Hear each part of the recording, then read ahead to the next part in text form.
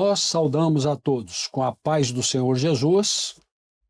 Estamos no programa As Profecias de Daniel.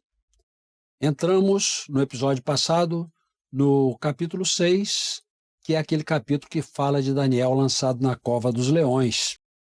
E fizemos a narração do que sucedeu, de como os colegas de gestão de Daniel convenceram o rei a assinar uma escritura para que qualquer pessoa que fizesse qualquer petição a qualquer outro ou a qualquer deus que não fosse ao rei, deveria ser lançado na cova dos leões durante 30 dias. Foram na casa de Daniel, encontraram Daniel orando. Antes de continuar, lembrar que estamos sempre juntos aqui com o pastor Gerson, que é o nosso companheiro aqui da apresentação do programa. Amém, pastor Antônio Carlos. A paz do Senhor aos nossos queridos que nos assistem. Esse programa que tem sido uma bênção para nós, né? Amém. Então, meus irmãos, Daniel orava indistintamente, de problema ou não, 3 vezes ao dia em sua casa de joelhos. E glorificava, dava graças ao Senhor e também orava pelas suas necessidades. E era uma das autoridades máximas do reino, mas precisava de Deus como nós precisamos de Deus. Falamos que os seus opositores foram até a sua casa e encontraram Daniel orando e denunciaram ao rei. O rei, depois que entendeu que ele também caiu numa armadilha, lançaram Daniel numa armadilha e convenceram o rei a assinar a escritura, e a escritura não podia ser revogada, ele acaba de assinar, determinando que Daniel fosse lançado na cova dos leões. Porém, um detalhe que ainda não foi mencionado, que será mencionado agora, é que Daniel, quando orava, ele tinha janelas abertas para Jerusalém. E nós vamos saber agora por que Daniel, na sua casa, tinha janelas abertas para a cidade de Jerusalém. Pastor Gerson, pode dar essa explicação? Pois não, pastor Antônio Carlos e queridos irmãos, essa palavra do pastor Antônio Carlos está no verso 10 do capítulo 6 que nós estamos estudando. Ora, havia no seu quarto janelas abertas da banda de Jerusalém, e 3 vezes no dia se punha de joelhos e orava. E dava graças diante do seu Deus, como também antes costumava fazer. Como você disse, independentemente de ter lutas ou provas, ele estava ali glorificando ao Senhor e orando, buscando a face.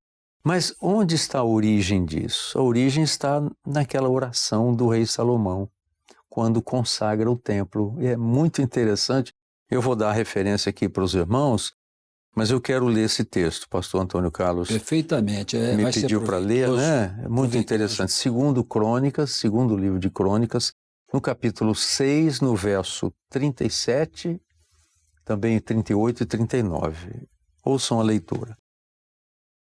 E na terra para onde forem levados em cativeiro, tornarem a si e se converterem, e na terra do seu cativeiro a te suplicarem, dizendo: pecamos e perversamente fizemos e impiamente procedemos, e se converterem a ti com todo o seu coração e com toda a sua alma na terra do seu cativeiro, a que os levaram presos, observem agora, e orarem para a banda da sua terra, que deste a seus pais, Jerusalém, e desta cidade que escolheste, e desta casa que edifiquei ao teu nome. Ouve então desde os céus, do assento da tua habitação, a sua oração e as suas súplicas, e executa o seu direito, e perdoa ao teu povo que houver pecado contra ti. Perfeitamente. Que maravilha. Então, Salomão, quando consagrou o templo, ele previu várias coisas. Falou assim, eu sei que o Senhor não habita em templos feitos por mão de homem, casa feita por homens, porque ele habita num alto lugar. Mas quando vier essa casa consagrada a ti e orarem aqui, ouve tudo os céus. Aí ele cita vários problemas. Quando o estrangeiro vier aqui, quando a pessoa passar por lutas, vier até a tua casa, e ele lembrou no espírito, ele fazendo essa oração totalmente no espírito, assim, se o povo pecar contra Deus e pelo pecado for levado para o cativeiro, exatamente o que aconteceu. Israel pecou, foi levado para o cativeiro, não é? E se converterem a ti lá no cativeiro e orarem para a banda dessa terra, para esta casa consagrada, ouve no céu e perdoa. Maravilha, né? Lembrando de Jerusalém, lembrando do templo, lembrando da glória de Deus. Lembrando da glória de Deus. Então Deus vai ouvir a oração de Daniel. A gente lembra do salmista, né? Quando nos salgueiros que lá haviam, pendurávamos as nossas harpas, e aqueles que nos levaram cativos nos pediam canções, dizendo: entoai-nos um dos cânticos de Sião. Em terra estranha, como entoaremos um cântico de Sião em terra? Entoaremos o cântico, né? Não tem como, né? Então, a lembrança de Jerusalém, a lembrança de Sião, era confirmada na oração com as janelas abertas. Janelas abertas. Que maravilha, né? E Daniel passou por tudo isso. Quem sabe não tenha sido até uma porção dele, né, que orava dessa forma também, como salmista, né? Exatamente, exatamente. Em seguida, os homens apertaram com o rei fez de tudo para livrar Daniel. Fez de tudo para livrar, trabalhou para livrar Daniel.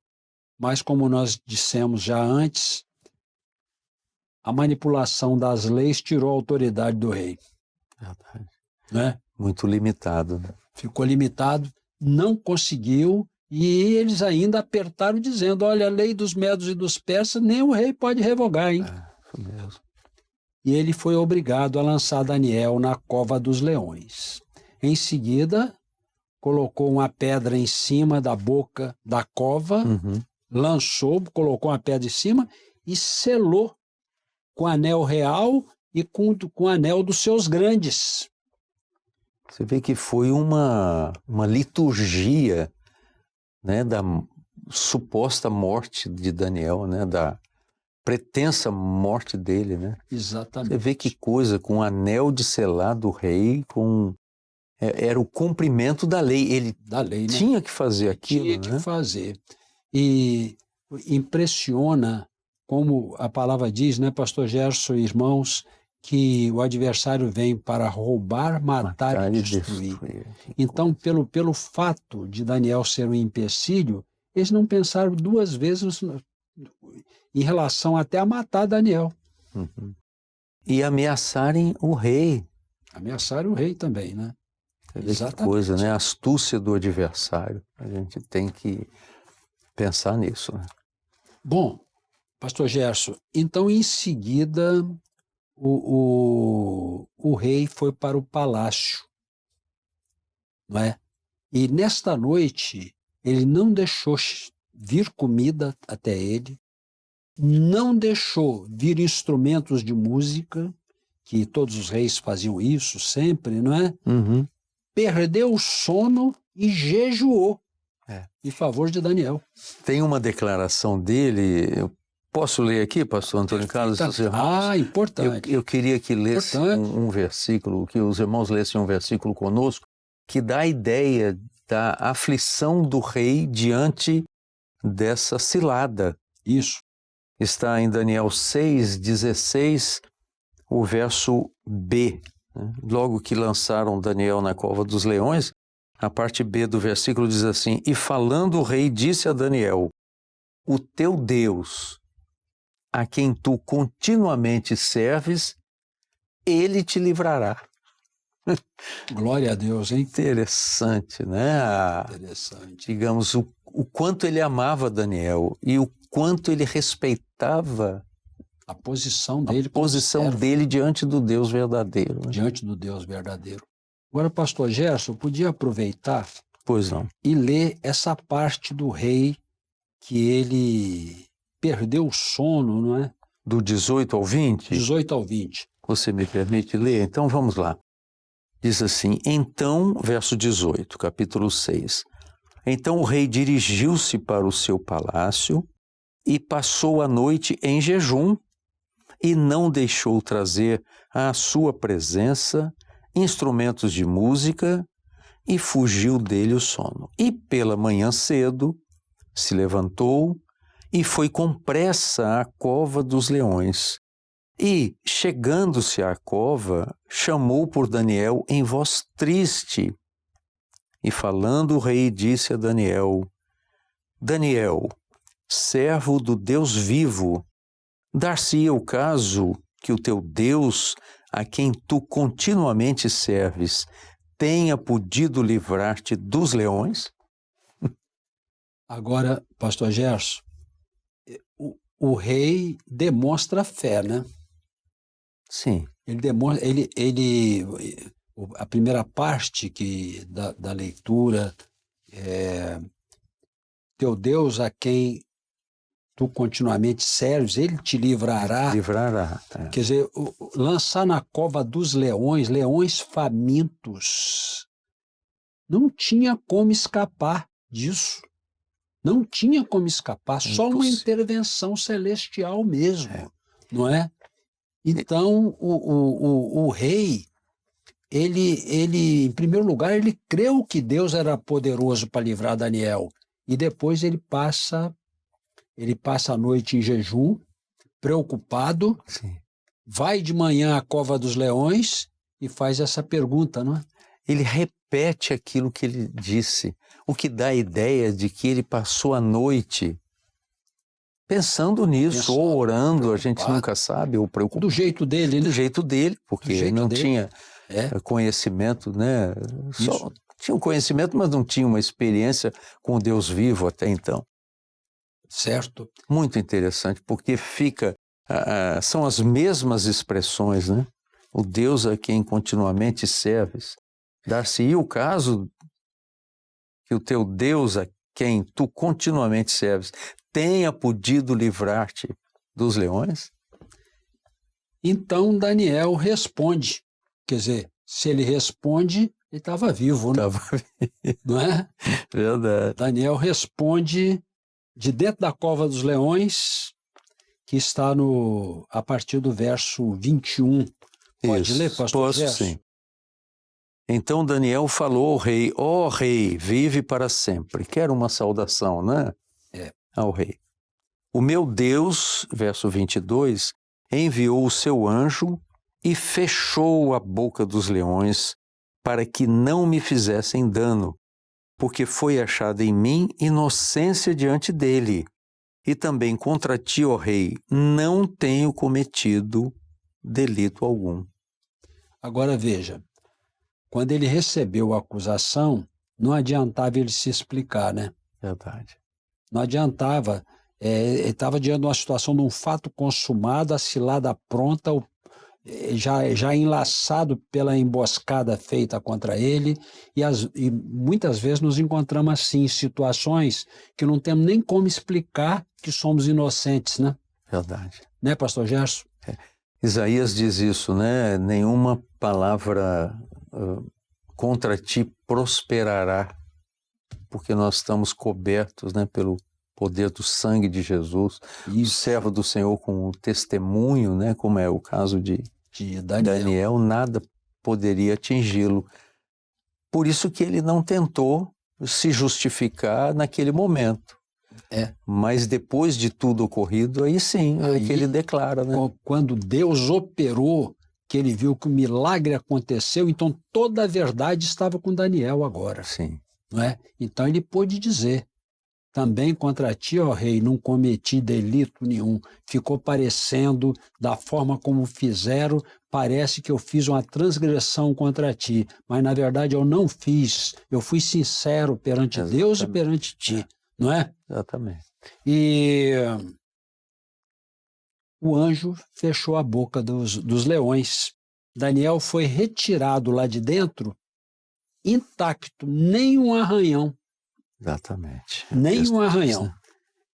Bom, pastor Gerson, e o que sucede? Porque o rei ficou furioso com isso também, porque ele viu que foi envolvido numa cilada em favor de uma pessoa, contra uma pessoa inocente, a quem ele prezava muito, cujo Deus ele também respeitava, e agora esses homens ficaram envergonhados. Sim. E qual foi a providência do rei em relação aos acusadores? Exato, está no verso 24 desse capítulo 6. E ordenou o rei, e foram trazidos aqueles homens que tinham acusado Daniel, e foram lançados na cova dos leões, eles, seus filhos e suas mulheres, e ainda não tinham chegado ao fundo da cova, quando os leões se apoderaram deles e lhes esmigalharam todos os ossos. Eu me lembro de uma lei, pastor Antônio Carlos, me ajude a lembrar, a confirmar. Uma lei dos persas, que quando acontecia algo contra a autoridade real, aquelas pessoas pagavam não apenas por si, mas os seus familiares, a sua família, era colocada sob o mesmo juízo. E esse versículo fala, isso é interessante. Interessante, né? Ou seja, aí aconteceu, dessa vez não tinha intervenção de Deus, né? Agora a coisa ia acontecer normalmente. Exato. Normalmente os leões iam avançar, a pessoa, eles nem chegaram no fundo, os leões já se apoderaram dele. E de uma forma brutal, né? Forma brutal. Ossos e uma morte terrível. Morte terrível, né? Então, nós estamos vendo aqui que livramento extraordinário e como nós temos um Deus que nos livra da boca dos leões, não é? Amém. Glória Bom, a Deus. em seguida, Daniel foi livrado e a autoridade do rei foi restituída. Foi. Nós estamos no em nosso seguida, horário ou vamos continuar?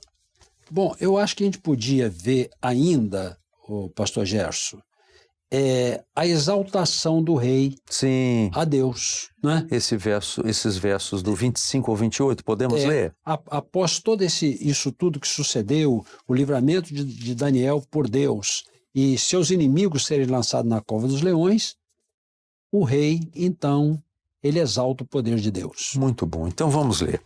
Do verso 25 até o 28, que é o final do capítulo. Diz assim: Então o rei Dario escreveu a todos os povos, nações e gente de diferentes línguas, que moram em toda a terra. A paz vos seja multiplicada. Da minha parte é feito um decreto, pelo qual em todo o domínio do meu reino os homens tremam e temam perante o Deus de Daniel, porque ele é o Deus vivo e para sempre permanente. E o seu reino não se pode destruir, o seu domínio é até o fim. Ele livra e salva, e opera sinais e maravilhas no céu e na terra. Ele livrou Daniel do poder dos leões. E aí conclui o capítulo. Este Daniel, pois, prosperou no reinado de Dario e no reinado de Ciro o Persa. Glória a Deus, né? E benção. Louvado seja o nome do Senhor. Louvado seja Deus. Pastor Gerson, alguma consideração ainda sobre essa exaltação do rei? Eu acho, pastor Antônio Carlos, que está bem claro, né? Esses versículos finais, a prosperidade do servo fiel. Servo fiel, né? Eu creio que é uma coisa que destaca, né? Que destaca. Na hora certa ele se calou, não se justificou. Sim. Lembra muito de Moisés, né? Diante das lutas dele. Deixa um exemplo para nós como servos de Deus, quando somos acusados. Quando confiamos no Senhor, né? Quando confiamos no Senhor e Ele nos dá o livramento, aí sim você diz, olha, glória a Deus. Esse é o Deus que nós servimos, um Deus vivo. O rei Dario glorificou a Deus e nós também glorificamos ao Senhor, né? Aleluia. Por tudo aquilo que Ele faz em favor do seu Seja Ele glorificado. Nós encerramos aqui, mas essa parte do episódio de Daniel na Cova dos Leões ainda não acabou. No próximo episódio, vamos fazer algumas considerações proféticas a respeito desse capítulo, com aplicação para as nossas vidas, aplicação para as igrejas dos nossos dias. E da situação mundial também, né? Como as coisas acontecem no mundo. Assim, nós encerramos esse episódio, juntamente com o pastor Gerson, agradecendo a presença de todos. A paz do Senhor, né, pastor? Paz do Senhor, não percam o próximo episódio, que tem muitas aplicações proféticas, pastor Antônio Carlos, perfeitamente, que nos interessam para esse momento profético que nós estamos vivendo. Não percam. Amém. A paz do Senhor a todos. Encerramos aqui este episódio.